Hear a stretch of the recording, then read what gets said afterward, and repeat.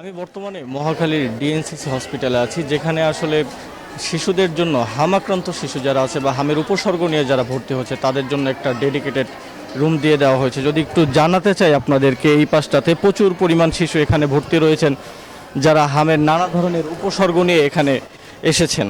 হাম আসলে যদি একটু জানিয়ে রাখতে চাই যে একটা সংক্রমিত রোগ, যেটা আসলে উচ্চমাত্রার জ্বর, কাশি, নাক দিয়ে পানি পড়া অথবা রক্তবর্ণের চোখ এবং বিভিন্ন ধরনের আসলে হামের উপসর্গ রয়েছে। শেষ পর্যন্ত শরীরে লালচে র্যাশ নিয়ে আসলে হাম শিশুদের শরীর আক্রান্ত করে। এর ফলে আসলে শিশু নানা রকম ব্যাকটেরিয়া, জীবাণু দ্বারা সহজেই সংক্রমিত হয়, যার ফলে তাদের আসলে রোগ প্রতিরোধ ক্ষমতা কমে যায়, যেটা আসলে ডাক্তাররা আমাদেরকে জানিয়েছেন।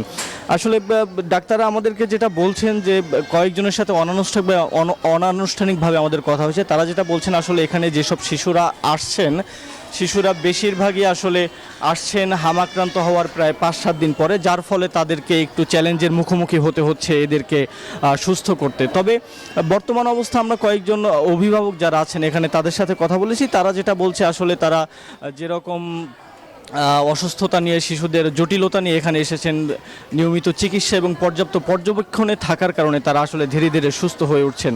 আরেকটা বিষয় জানাতে চাই যে আসলে বাংলাদেশের টিকাদান কর্মসূচিতে 5 বছরের কম বয়সী যারা শিশু আছে তাদের আসলে দুবার এমআর টিকা দেওয়া হয়, একবার 9 মাস বয়সে, আরেকটি হচ্ছে 15 মাস বয়সে। এই টিকা যারা আসলে নেয়নি তারাই আসলে মূলত এই হামে আক্রান্ত হচ্ছেন এবং হাম দ্বারা প্রভাবিত হচ্ছেন, এবং হাম সংক্রামক রোগ হওয়ায় বিষয়টি আরও জটিল হয়ে যাচ্ছে ধীরে ধীরে। একই খবর জানাতে আমরা শরীয়তপুরে যাচ্ছি, সেখানে আছে আমাদের সহকর্মী বিধান আমাদেরকে জানাবেন না হাম পরিস্থিতি সম্পর্কে।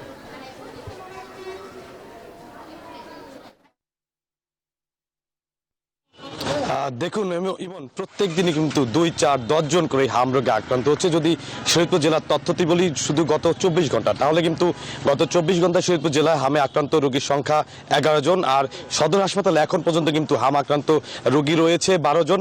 পাশাপাশি জেলায় কিন্তু 131 জন রোগী হাম আক্রান্ত রোগী রয়েছে। আমরা দেখেছি প্রত্যেকটি হাসপাতালে কিন্তু প্রতিনিয়তই নতুন করে এই রোগীর সংখ্যা বেড়ে যাচ্ছে। আমরা দেখেছি শরীয়তপুর সদর হাসপাতালে কিন্তু আজকে সকাল থেকেই 2 জন নতুন শিশু এসেছেন যাদের শরীরে কিন্তু র্যাশ রয়েছে।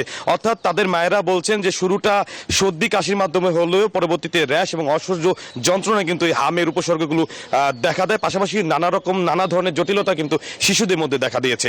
আমরা দেখেছি শরীয়তপুর যে একটি উপজেলা রয়েছে, বিশেষ করে জাজিরা উপজেলা, সেই জাজিরা উপজেলায় কিন্তু ইতোমধ্যে যে টিকাদান কর্মসূচি সেটি কিন্তু চালু করা হয়েছে গত 5 তারিখ থেকে। আগামী 3 সপ্তাহ কিন্তু এই টিকাদান কর্মসূচি চলবে।